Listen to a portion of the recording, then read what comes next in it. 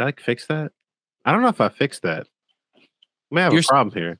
I may just be corned for this entire video.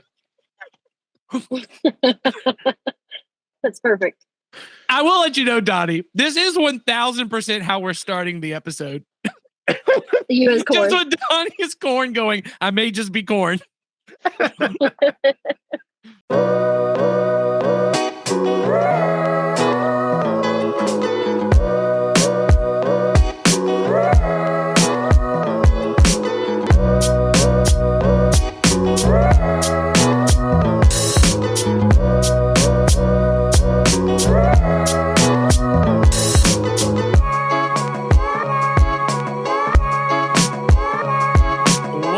To the Family Movie Night podcast, where we want to help your family have better conversations around the content you consume. And it is a spooky fall morning here. It actually is kind of crisp this morning as we are recording this. And as we are coming into the spooky season, we are all in mood for Halloween. And that's what we're going to be talking about today. Just a great list of Halloween movies you could be watching with your kids this season. But first, let me introduce the hero of our podcast, Donnie Dorsey, just rolling up in this business straight up. Like, I'll say this, let's put you as Alec Baldwin in Beetlejuice. I'm feeling you there. I'll take it. But just only say my name twice, because the third time I just fall asleep. No, you're Alec Baldwin. I'm the villain. I want to be both. I want to be both. Let's call. I want to split hairs. I want to be both. No, sorry. Sawyer Hewlett, the villain of our podcast, is 1000% Oscar Isaac as the dad from the Addams Family in those Addams Family reboots that nobody watched. So there you go. So Oscar Isaac, okay? Oscar Isaac, that's a dub, okay? Okay, all right. You're taking it as a win. You doing all right?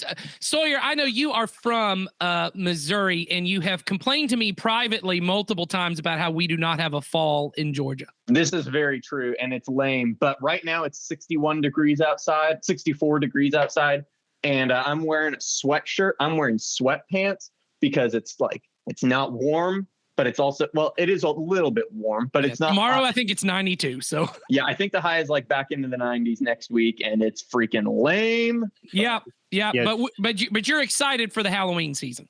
Very much so. Yeah. Very much so. Just know it's just like anything else. It's just a filter in Georgia. Georgia's just a filter that looks like fall, but it's actually just summer reincarnated. It's summer 2. It's summer 2, which Summer is not the sequel. as good as summer 1 because there's still school. Okay, like come on. That's true. All right, and then of course Heidi Cooper, the mom of our podcast, and you are pulling full soccer mom vibes this morning as you are actually at the soccer fields. We are at the soccer fields with my littlest. My daughter had her game this morning, and the littlest is having his practice now. So I'm shooting in the car. There you go. Well, we're glad to have you and to I'm see so glad to be here. Where your true priorities lie with this podcast. Totally. Hey, but before we get to talk about why this podcast matters so much, first up, Donnie Dorsey, why don't you tell everybody what it is we do on this podcast? Yeah, so on this podcast, we encourage every family community Christian church to have a monthly movie night to help you and your children build memories and start conversations that matter. The goal of our family ministry is to help you raise your children to love Jesus and his way of life above all other things. And we know that critical to that is for you to have a routine, regular time of connection, and shared experiences that'll help you build stronger relationships. And movie nights are just great opportunities to do that because movies, they're not just this easy way to share laughter and joy together, fear and sadness in a safe environment, but they give us chances to talk about what matters most to us in ways that are meaningful and memorable with your children. And on this podcast, we want to not only recommend some movies you could watch on your monthly movie night, but give you some ideas of meaningful conversations you can have with your children during or after the movie. Yep. And as always, the point of this podcast is not to add one more thing to our to-do list of things that, we're going to feel guilty about if we don't get them done as a parent. But we want to make it easier for you and your kids to enjoy being together and to build memories so that you can have conversations that matter. So throughout our conversation today, remember, we just want to have fun and help you think of simple and easy ways to share the love of Jesus with your kids. And today we're going to talk about that because today we are talking about Halloween movies. And in particular, we're talking about like family-friendly Halloween movies. I will let you know a preview coming up. We actually are in, I think, 2 weeks, going to be discussing a movie that falls more into like the teenage horror aspect. So anybody who is a scary movie fan, like I know many of us on this podcast are, we've got a good one that I actually think most people haven't seen because it kind of got dropped on Netflix. And so a lot of people didn't see it, but it's going to be a lot of fun. But today we are just talking about kind of more family friendly, some of them funny, some of them a little scary, but certainly age appropriate for your kids. I would say like 13 and under. So all the way down. I think we even got a couple that are going to be fine for your 3 and 4 and 5-year-olds. We're going to talk about those a little later. But first, we wanted to talk about why even watch Halloween movies with your kids. Because I know a lot of people, especially a lot of believers, Halloween kind of freaks them out. And so we're not trying to have a conversation today about why in particular you should love Halloween. Although Heidi might turn into a pumpkin at some point during this because she might love Halloween more than most people I know. Literally. Yes. A raging pumpkin. Yes. How can you not love Halloween? It's yes. so fun. Yes, but the point of this is not to somehow convince you to love Halloween, but really the conversation we want to talk about is Halloween is really the beginning of the holiday season, right? Because you go Halloween at the end of October, within 3 to 4 weeks, you're at Thanksgiving, and then you're right into Christmas time. In fact, a lot of people, the moment the Halloween decorations come down, the Christmas decorations go up. And so really what we want to have a conversation with is why do traditions matter? How can we use the seasons and the holidays in such a way that we actually make an impact on our kids' lives? And so I want to kind of start the conversation there. And in particular, I'll say this, and this is the reason I brought it up.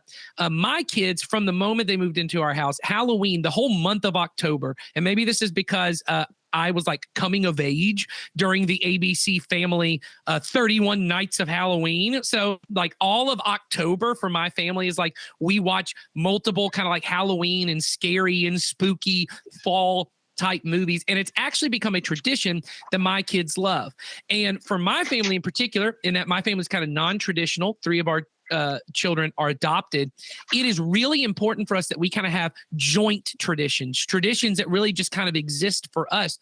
But I think that's true for all families. So can we just start, and maybe this will be a fun way to start, is what do holiday traditions look like around maybe your family or your family of origin? And which ones really kind of stand out to you as like, this one actually matters to me, either as a parent or like when I was a kid, these are the traditions. And they don't just have to be Halloween. They could be anything. But let's just start the conversation there. Sawyer, I want to start with you. You don't have kids, but you did, I understand, have a family of origin. You didn't just like birth from the evil, cold depths of the earth and just be formed in such a way. You did have a family? Yes, I have parents, and I have humans that share some I will DNA say this, with them. in case his parents are watching, I did meet his parents. This was a bit. I do. Lovely people, his parents are. I can assure you, my parents do not know that this podcast exists. Okay. And I'll go one further. They know it exists and have made an intentional choice not to watch it. Exactly. Yeah. They're just like, let's let our suspension of disbelief continue with Sawyer. Yes. No. Gosh, my parents were big on traditions for our family is the thing. And like, I would say, to their credit, like it was like they did a great job of letting all of us, like me and my siblings, come up with new traditions.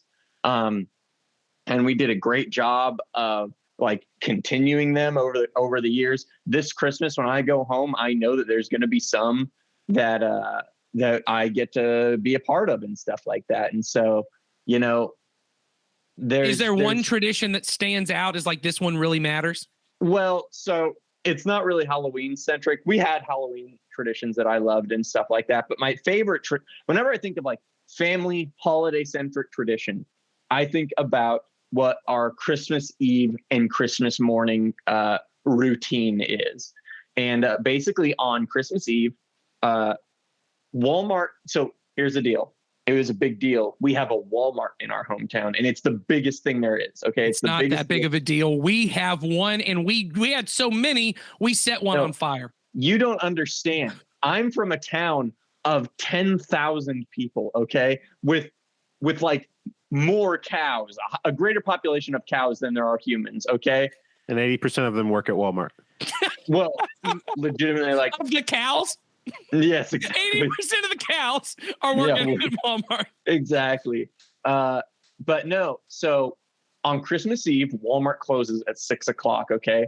And we would always have our Christmas Eve service right after then. So our Christmas Eve and Christmas tradition would start at like 4:30 on Christmas Eve. We would go to Walmart and we would all pick out our favorite cereal. Then we would go to Christmas Eve service. We would come home. We would open one present, go to bed, wake up in the morning, open our presents. And then, and this was my favorite part, we would all get to like share each other's cereals that we got the night before. And we just had this awesome cereal breakfast bar.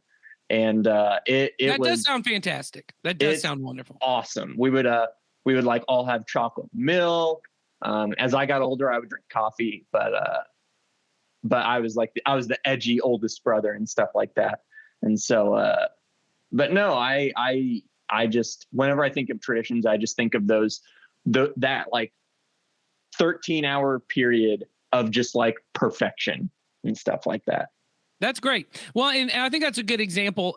Here we have Sawyer, who is, you're an adult now, and you still look back on those traditions as being some memorable and as an important part. I think our traditions, and I'll say this, I think our traditions say a lot about who we are as a family.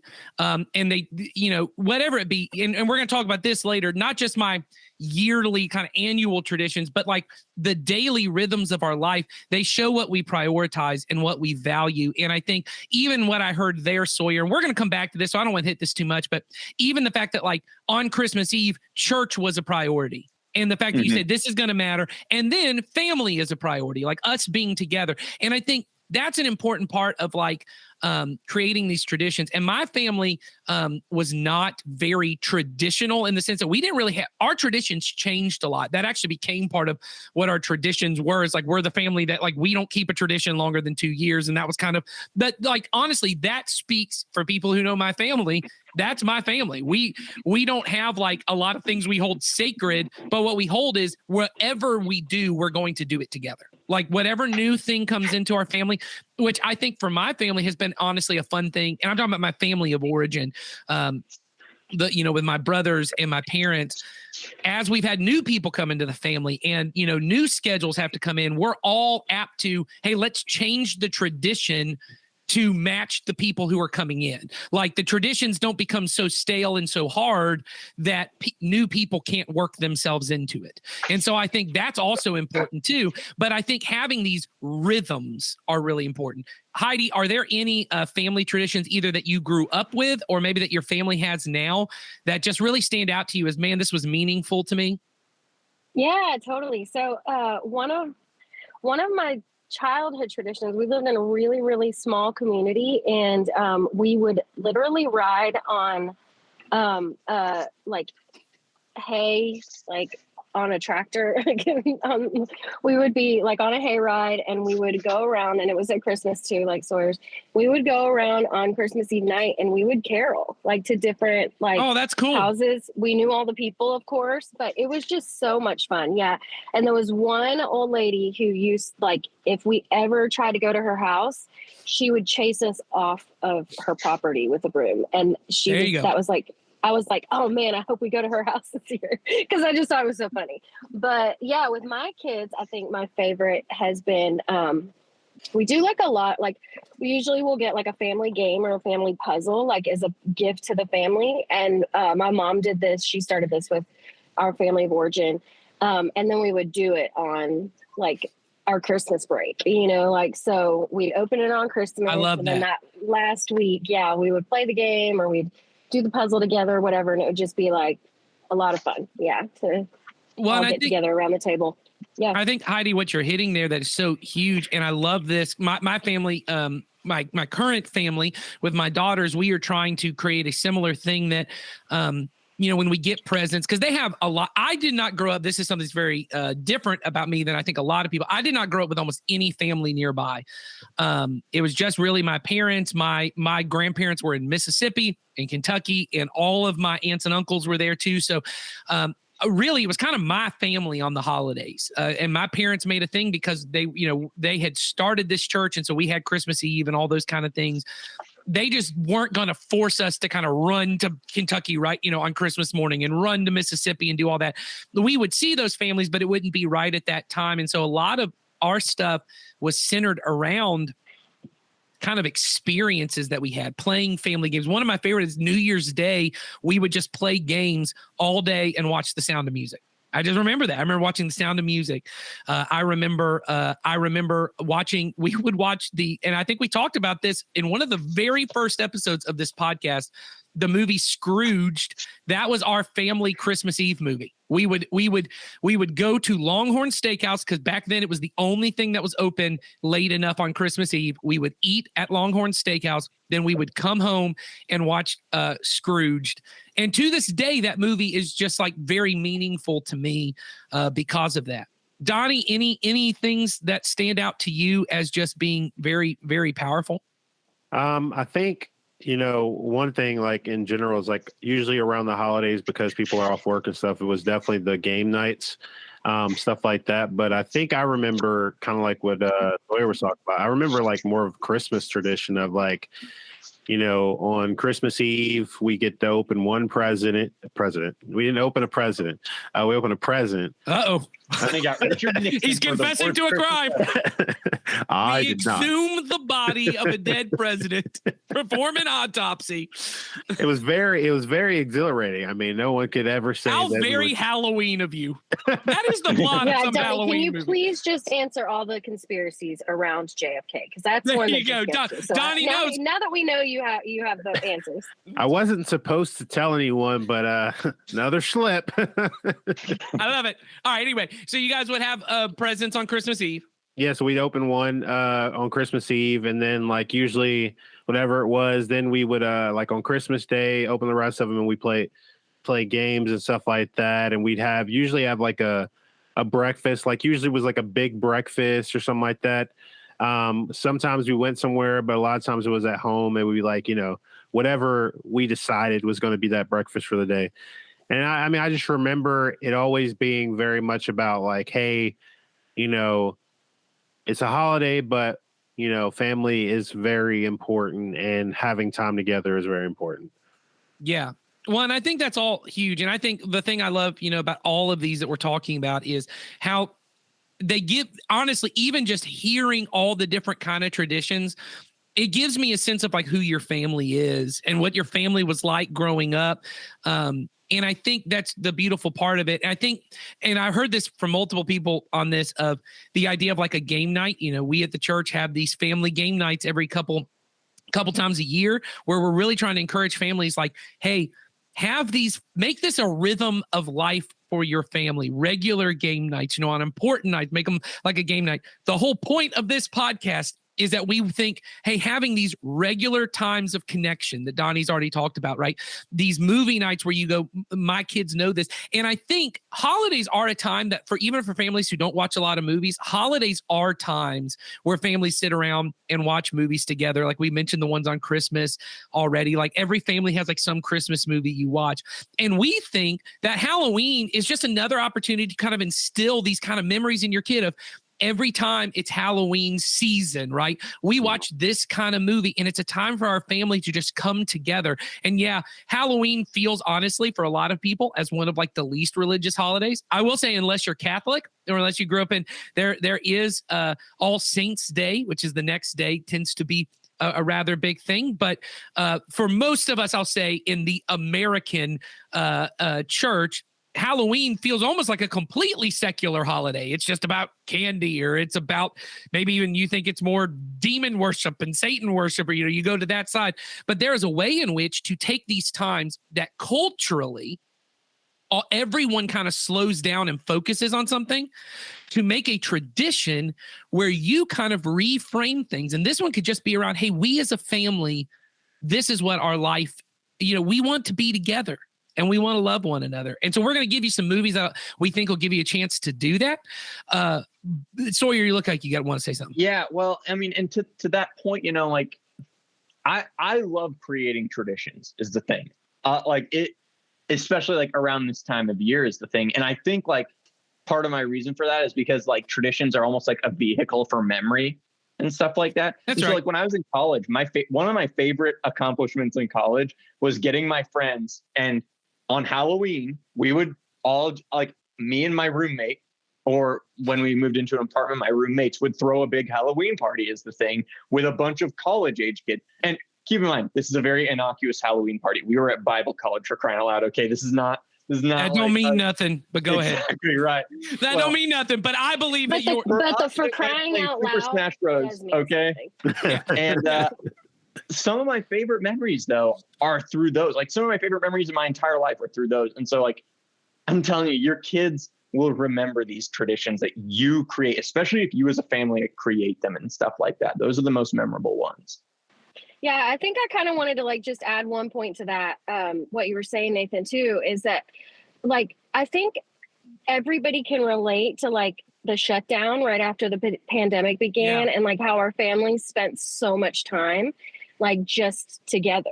And we all came up with all of these like amazing things that we did and that we enjoyed, and like it was really easy for, I feel like, just like anybody and everybody, like no matter what your background or what your religion is or anything like that, what your spirituality is, to just like really think of things that they enjoyed with their family during that time. And I think that's kind of like what you are, like leaning towards with the idea of like, this is a time where we slow down, where we like kind of focus our attention on something fun and positive.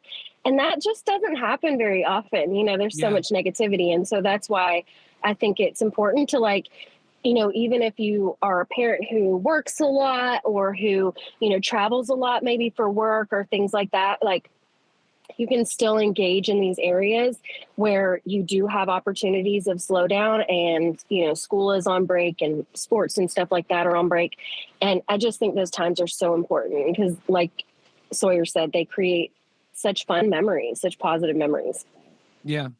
Donnie, did you have something to add? You look like you had something to say. Yeah, I mean, kind of echoing a lot of what y'all have been saying. I mean, I think traditions kind of sometimes can be a good hard reset, especially in like your core relationships, because sometimes like life could be handing you all kinds of, rough, rocky moments, and then Halloween or Christmas or Thanksgiving comes around and you're like, I get to be around my family and friends. Cause like, some people do, go home with family, but sometimes people do the Friendsgiving. So they end up spending Thanksgiving with their friends and stuff like that. So, I mean, it often, that tradition and that reminder is often like, hey, all right, no matter what's going on, I do have something I can always go back to that brings me a level of joy or, something like that.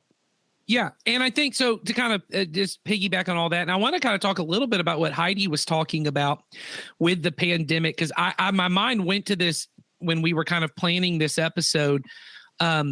It was so important. And I remember actually Donnie and I taught some teenagers about this at the beginning of the pandemic. One thing that the pandemic did was that it destroyed the rhythm of life for almost everybody. And so like in those especially those first couple months when people like their work schedule was off and like businesses hadn't figured it out. And obviously kids were just suddenly out of school and they didn't know. People were like, everyone was waking up at like 10:30 in the morning and staying in sweatpants all day, and not to knock any of those things, but that was like 2 months. And Donnie and I were talking to some teenagers about, hey, it's really important for you to maintain a rhythm of life. Mm-hmm. And what we mean is like almost these traditions to your day, that I wake up at this time and I go to bed at this time. And these are the times that I've set aside to connect with family or to connect with God or to do some kind of spiritual practice. Like these rhythms of life are important. And I think the pandemic really kind of made that clear. Yeah. But what I want to say is, as a family, your rhythm of life outside of holidays, right? And we're talking about kind of these special times of traditions, but your rhythm of life as a family, that is what your kids remember. Your kids may not remember specific holidays, but they remember the traditions. And your kids aren't going to remember a specific Tuesday in October, but they are going to remember, I remember waking up every day and my parents X, Y, and Z. And so I want to talk about why it's important for us to have daily, weekly, monthly rhythms of life where we center Jesus in our family, because I don't want us to lose this. The whole point of this podcast, the whole point of our family ministry, the whole point of our parenting events. I was just at a parenting event last night. The whole point of everything that we do around your family is to help us raise children who are centered around Jesus, who love Jesus and his way of life. And our rhythm of life is so critical to that. So I want to talk about, what are rhythms? Let's just talk about daily rhythms. What are daily rhythms, either that, once again, your family did with you or that you do as a family, that center Jesus in your life as a family? So has anyone got something that kind of sticks out as just something to start us with? Go ahead. I was just going to say, growing up, I didn't really think that this was important. I just thought it was. I didn't think it was like a big deal. I just thought everyone does this. But me and my family would have dinner. When I was in elementary, we would have dinner together every single weeknight together. By the time I got to high school, it got a little more complicated, but at least 3 times a week, we were all sitting down around the table together. When I was in college, it was once a week and stuff like that. I think that's the biggest thing my parents did for me. Well, I think that time of family connection is huge. And I think, wise parents, and Sawyer, I just bet, knowing the family you grew up in, centering prayer at those times of, hey, we're going to pray together and we're going to kind of talk about our day and be able to kind of, as a family, kind of identify, where did we fall short of what Jesus wants us to do? Where did we succeed at what Jesus wants us to do? Being able to have those conversations helps to center. So I'll say one thing just to tag along with Sawyer's thing. Because we homeschool, we have lunch every day together. That's kind of our big meal, because nighttime often I have something or Jennifer has something. So lunchtime is our big family gathering point. And at the meal, we all pray together. And part of what our prayer has become is we pray. One of my kids will pray, and then they all kind of pray what they want to pray for. And then when we're done, one of our kids has, love the Lord your God with all your heart, soul, mind, and strength, and love your neighbor as yourself. That was just something we did early in the pandemic. And then it eventually became, now my kids, every time we're done praying, someone will just go, and love your neighbor as yourself.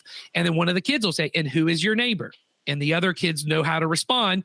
It's anyone you're next to. Anyone you're next to is your neighbor. And that seems almost like this rote memorization. They just know it. But the benefit of that is it gets deep with them. Every time I connect with God, I need to remember to love my neighbor. Every time I connect with God, I need to love my neighbor. And having that deep within them, it's a rhythm of life. And they just remember, man, prayer really mattered to my dad. Man, it really mattered to my mom. Man, this was important. So I agree. Family meals are huge. Praying at family meals. I know sometimes it feels silly.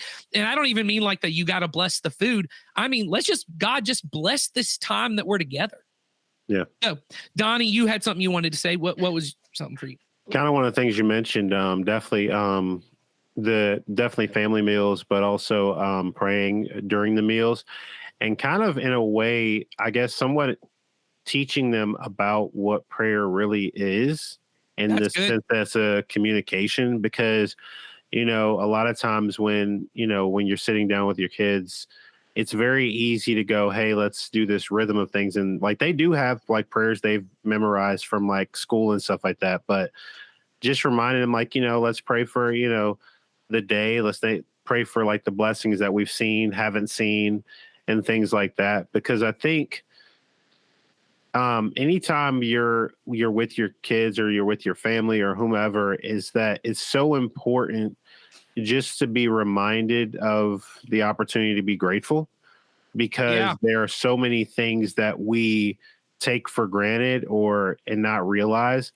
Like, I guess in some ways, there's times where I'll just be like saying to my kids, like, hey, I'll tell them like, hey, I understand you don't like this particular meal, but just be mindful of that, this is a blessing. Like, it's a blessing that he has jobs to be able to do these things and all this stuff. And it's like, it may not be your favorite, but it is still a blessing, and I think they understand that, but it's difficult, but also the other thing I was going to say was, for us, it tends to be there's at some point in the day, there's music playing in the house, and there may be random singing and or dancing in the house, which is always fun to like kind of cut loose and let loose for the day, because whatever is going on, if we turn on some music, that usually breaks whatever the tension is.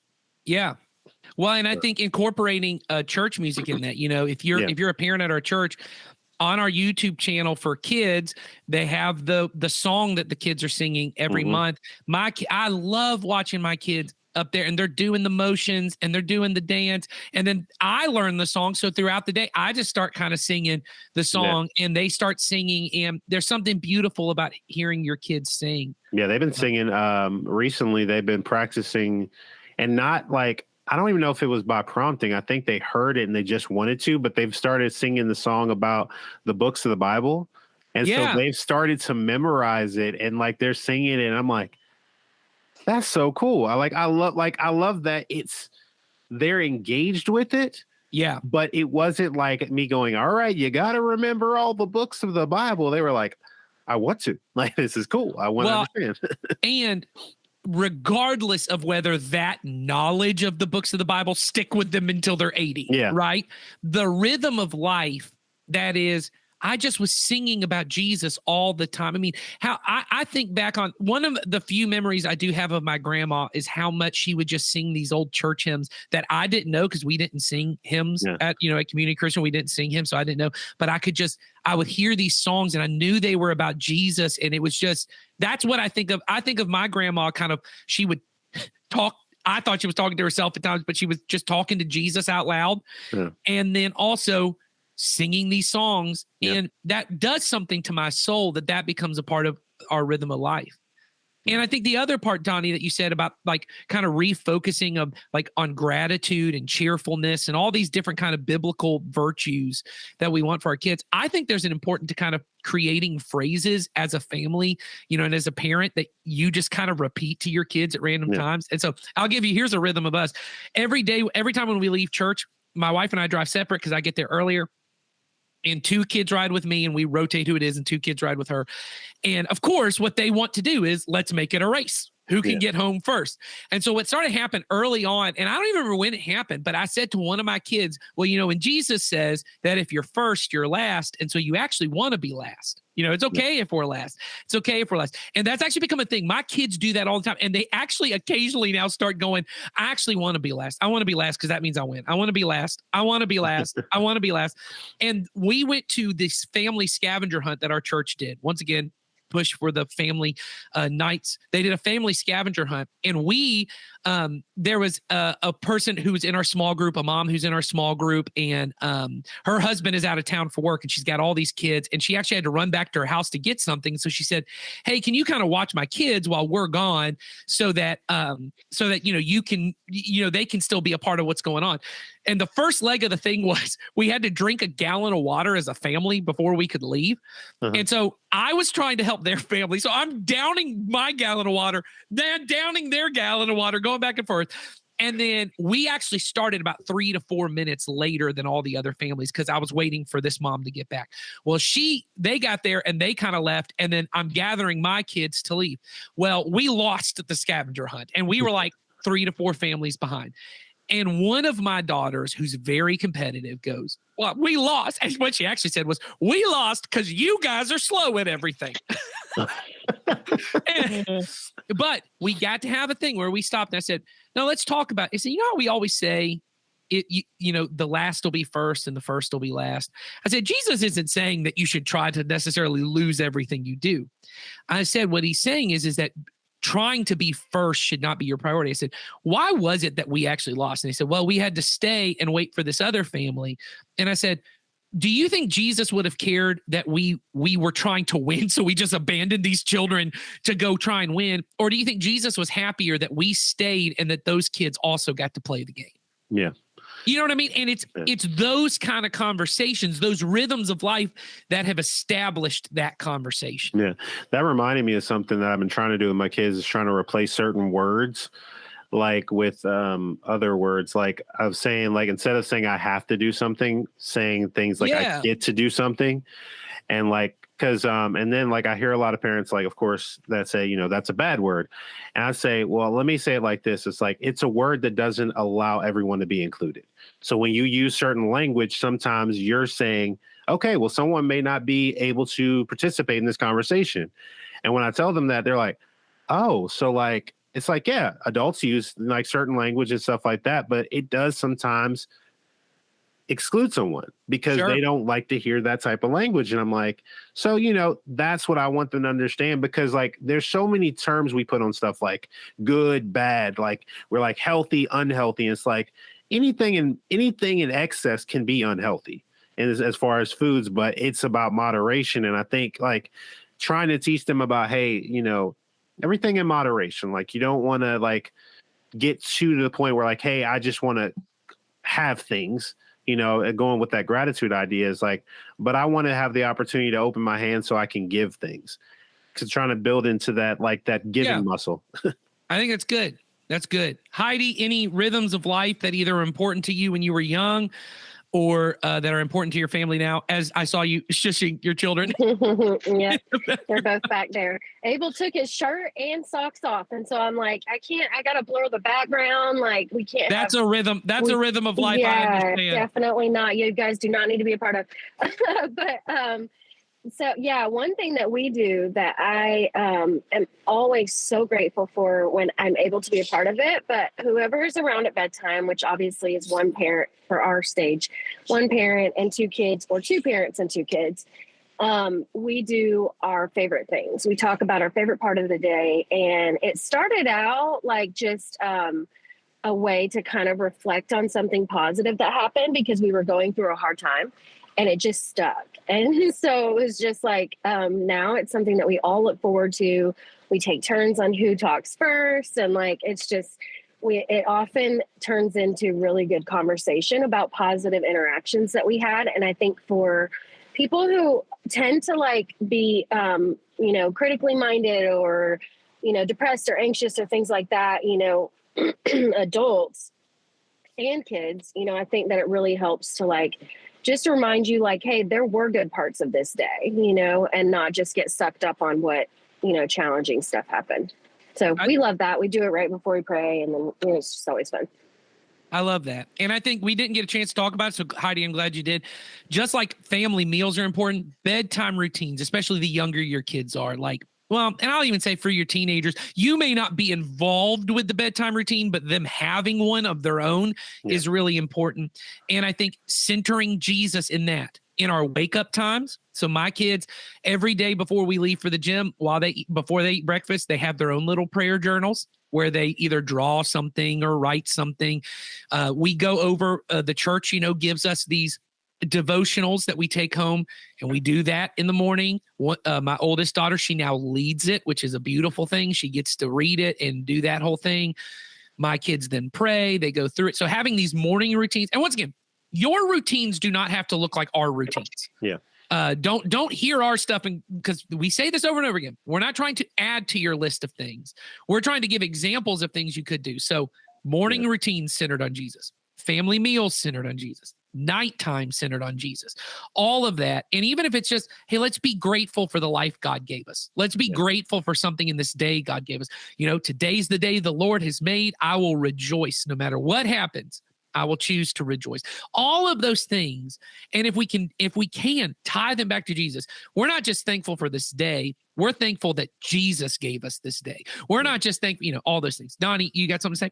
Yeah, it's interesting, kind of like going with Heidi was talking about. It's like, I remember, and this is like a real recent thing, is that I've been kind of trying to remind myself this phrase of going, every day is not the best, but I can make the best of it. Yeah. Because it's very, like she was saying, is that it's very easy to get lost in the negativity of the day, of the world, like whatever's happening, and forget to just kind of remind yourself, you know what? Like, maybe the work day was bad, or maybe the day at school was not so great, but I did laugh really hard at this joke someone told me, or I, heard, this great song or whatever it was, or someone told me that I looked like they liked my outfit or something. Like, it's just that reminder of going, there's a good part in the day. But we often focus on the less good of the day. Yeah. Well, I want to hit on, because we're running a little long on time, and we still want to recommend you guys some movies. So I want to hit on 3 things really quickly that I think are equally important. I know we're not giving this as much time. These are equally as important. So we've talked about good daily rhythms for your kids. A weekly rhythm all your family needs is that we prioritize church. That community with the church, it matters. I remember in the pandemic, when no one in the church was able to gather together, it was so important for me when we were doing just online gatherings that my family had a routine around us sitting to watch TV. Even if you're not able to attend in person, being able to say, hey, let's get on the computer, let's watch this, and let's make a routine of it. Let's make it happen. Telling them, and my kids all the time say, we go to church to learn about God. And I say, to learn about God everywhere. You go to church to love the people of God. You go to church to love God by loving people. And so being able to instill in our kids, I used to always say in youth ministry, the way that you disciple a student is to convince them, you cannot have a good and pleasing life apart from Jesus, and you cannot love Jesus and not love the church. So that the way that if I can get those 2 things in your head, that if you want a good and pleasing life, you have to love and follow Jesus. And if you're going to love and follow Jesus, you're going to love the church, and creating weekly routines. But here's the other thing I want to mention. They need to be able to see your daily routines and your weekly routines, that your personal devotion to Jesus, it is the critical key to your children following Jesus. If you create a daily rhythm that says prayer matters, but they never really see you pray, they will become an adult who thinks, well, they were just doing a bedtime routine and they included prayer in it. Yeah. But it's important for me that my kids know I have a prayer time every morning. I lead the Facebook prayer every morning. My kids know that's what's happening downstairs. Daddy is singing. I heard them say the other day, who is Daddy talking to downstairs? And one of them said, he's talking to Jesus. I know who he's talking. I said, well, I am talking to Jesus, but I'm also talking to people in the church. And for them to know this matters, having these kind of routines that they know your personal devotion matters. So for you to be in a small group, for you to serve, for them to know, and I'll just say this for parents, this is not about us trying to get more people at church or more people serving. You being at church for 2 hours so that your kids can be involved, it is critical. So I'm going to throw those things out. Those are important routines. But we want to give you guys some Halloween movies that we think will be lots of fun for your family that maybe could become your next tradition. So let's get into kind of just the movie discussion of our podcast. Donnie Dorsey, I know you watched a really fun movie that I think probably is good for kids 3 and up. I mean, even younger. I don't think there's anything objectionable. Donnie, why don't you tell them what the movie is? So the movie I watched was Hotel Transylvania. It's about like this dad, and he's raising his daughter who is a vampire. Spoiler alert. Well, isn't he Count Dracula? I think he's Count Dracula, and I don't know when. I guess as part of the story they'll explain later. But like he lost his wife, but they don't really like. They just show a lot of the memory of it and the positives of like what she left behind, which was kind of cool. But it was just a really good movie about like watching a dad grow and a child learn how to grow with their parent. And I think it shows a lot of those cool little things, of parents growing together with their kids. Well, and I think so. And like the premise of the movie is that he runs a hotel in Transylvania for monsters, right? Yeah. Too. It's his idea is that he thinks he needs to protect everyone from people, because people are the reason that they end up getting attacked or something happens, because he's like, there's no pitchforks here, you don't have to worry about it, you can enjoy the luxury of just being able to be yourself and not have to worry about the scary people. Well, and this is basically animated monster grown-ups. I mean, because this is Adam Sandler, Kevin James, David Spade is in it, Steve Buscemi's in it. It's if that is your jam of actors, I think as a parent, there's lots of funny moments in it. Yeah. I think the kids, certainly there's a lot of physical kind of comedy with all the stuff. My kids love Frankenstein because his body parts disassemble and all, so all of that stuff, lots of fun, emotional for the parents, very good. So yeah, we definitely recommend that. And I think that's good for little kids. Probably your teenagers are not as interested, but certainly younger kids, there's not too many scary moments in that movie. Yeah. Yeah. So Sawyer Hewlett, the villain of our podcast, only talking about the darkest, deepest recesses of the human psyche, the cinema of the unsettling that'll just terrify you. What is the horrifying movie that you brought for us today? I'm coming with the edgy take today. I'm going with the good old classic Monster House. Let me see what year this movie came out. I'm going to guess 2006.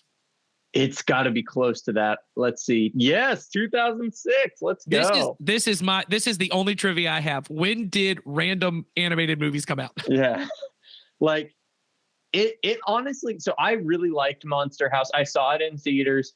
And I was like, geez, that was when I saw it in theaters, I was 10 years old, and I was like, wow, that was pretty good. And then I didn't watch it for 20 years or 15 years.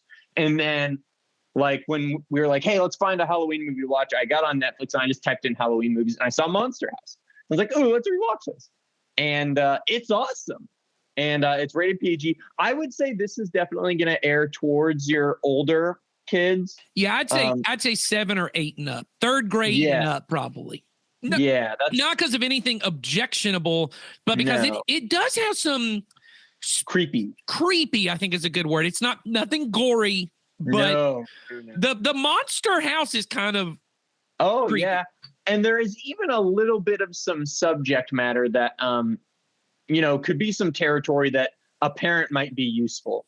Yeah, I think so. And so there is a guy who is grieving the death of his wife throughout the movie. Yeah, I will say that's kind of, and it is a little emotional, not tear jerky emotional, but wells up a little bit of emotion in you. And the thing is, look, I'll spoil the heck out of it for you. Basically, the woman that dies is the house. Okay, she becomes the Monster House, and the old man wants to protect the house because it's the only thing that connects him to his wife. It's really sweet, but it's also kind of spooky throughout the movie, and lots of fun. Good cast, little going on their adventure. So to back up Sawyer's take on this movie, if you haven't seen it, my kids had not seen it. We watched it last year. I had not seen it. Like I said, this movie came out in 2006. I was 16. This was not my jam. It's I don't think it's directed by Robert Zemeckis, but it's produced, I think, and it's done in the same animation style that he did Polar Express, and that movie was a whole problem for me. So it looks better than Polar Express. It does a lot better. But this was one where they were talking about it's the same thing. It was so innovative, and it just turned me off. So I'd never seen it, but I watched it last year. Really loved it. Surprised at how much I loved it. Funny, a little scary, not bad scary. I think creepy is a good word. A little creepy, couple jump scares. But my kids talk about this movie again and again. We were talking the other day about what are we going to watch in October, once again, to go to traditions that your kids love.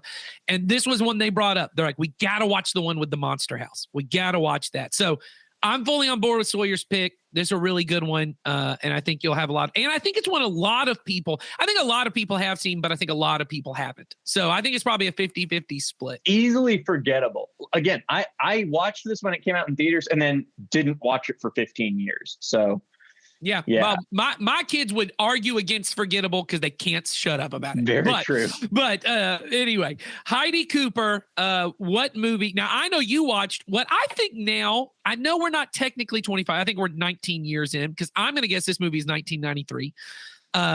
And this is a movie that has become somewhat of like a cable classic. It certainly was all over ABC Family, but you had never seen it before. So why don't you tell us what movie you watched? Yeah, I watched Hocus Pocus and it was so much fun.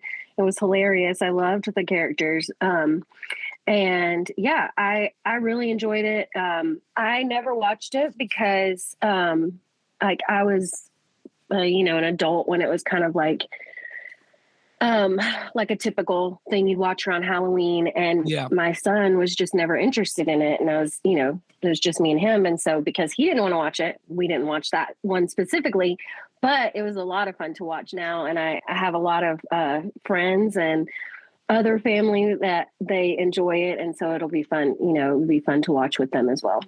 Yeah. I have a question. Good. Did this movie get a theatrical release? Yeah, 100%. So I was going to talk about that. I think the reason that someone like Heidi, and I'll tell you this, I had never seen it until about 4 or 5 years ago. My wife, who grew up watching it, wanted to watch it. This movie is the It's a Wonderful Life of Halloween movies. Here's what I mean. Initially, horribly received. A lot of people don't know this. It's a Wonderful Life. People hated it. It made almost no money critically. People hated it. Coming after World War II, people did not want a movie about a man who thought he shouldn't exist. And so people were like, nope, this movie not going to work. And because it and Hocus Pocus also not very like beloved when it came out, because they were so cheap because no one wanted to, they ran in syndication again and again. Channels, these little local channels could get them because no one wanted to pay money for them. And then they became movies that because people just watched them on TV again and again when they were young, loved them. And so Hocus Pocus is one of those, which is why it has taken 19 years for there to be a sequel that's coming out on Disney Plus in 2 years. So it makes sense why Heidi had never seen it. I had never seen it either.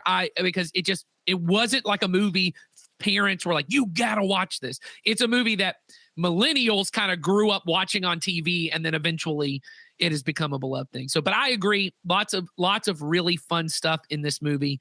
And it'll be good to see all of the witches back. And it's just good spooky. 1 week from today.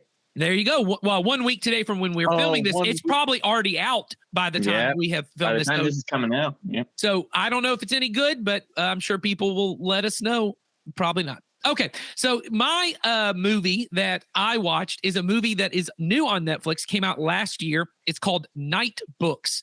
This stars Kristen Ritter, and she is a witch who haunts an apartment complex. And she's very much like a Hansel and Gretel witch. Spoiler alert, that kind of becomes a part of what comes later. But she is luring children into her apartment. She then kidnaps them and either is going to eat them or she asks them if they have any kind of like skill that they could use that would be of a benefit to her. And she ends up trapping this little boy at the beginning who writes spooky stories. He writes scary stories, but because of some bullying reasons that come out later in the movie, he has given up. He's never going to write spooky stories again. But she says, you have to tell me a scary story every night or I'm going to kill you. And it's just a movie about him writing these scary stories. And there's another little girl who's trapped in there. It's very Hocus Pocus vibes. Like I'll just say that. I will say it's a little edgier than that. In fact, it's a little scarier. So I'd say this is really for you, maybe like 5th grade and up. It's probably not scary enough for like high school, but middle school, preteen, I think this movie will hit. This is another one that I had forgotten about. And the reason I chose it, my kids were saying, we need to watch this movie again. We loved it. And so it's just a really fun one. So I think that gives you kind of a list of some stuff. But right as we're wrapping up, just to have fun, I want everyone else just to kind of, what are some movies that we didn't get a chance to kind of hone in on that you think are just good Halloween type movies? I'm going to throw one out there just to get us rolling. We're going to take 1 minute. I've set the timer now, beginning here. Beetlejuice, I think, is a classic. This is a little older, maybe 8 and up, but just really fun comedy, horror, almost any Tim Burton thing. Corpse Bride, that's another really good one. Yeah. Nightmare Before Christmas. Nightmare Before Christmas. That is that's Henry Selick, Tim Burton produced. Sawyer, you said Coraline, also really good. Yeah. Is that Henry Selick? Charlie Brown's Halloween is totally fun. And it's Great Pumpkin. Yeah. Mm-hmm. Addams Family, we mentioned that earlier kind of derisively, but I would say let's go with the old one. The old one is actually good is the thing. I'll tell you, the second Addams Family that came out recently is actually pretty darn good. It's actually a little funny. I'd say it's Hotel Transylvania, just kind of like, do you just need something fun to watch? It's got some good vibes on it. There's a lot of horror stuff. There's a movie called Fun Size, which stars Victoria Justice from the TV show Victorious, which my girls love, from Nickelodeon fame. It's a really fun, it's kind of like, it's not a scary movie. It's about these kids on Halloween. She's the older sister, wants to go to like a high school party, but she has to bring her little brother along. I'll tell you the vibes it has for people who remember this movie. If you ever saw Adventures in Babysitting, it has Adventures in Babysitting vibes out the wazoo, but just on Halloween night. So any other Halloween family favorites out there?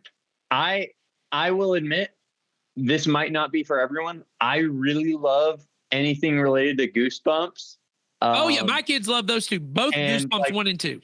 Yeah, like I love both those movies. I have a lot of fun with them. Yeah, I agree. So I'm literally just looking up family Halloween movies, and I'm just like, oh, I love that one. I love that one. There's a lot of great ones. Goosebumps, I really love. I almost watched the first one for this, but I don't think it's available on any streaming site.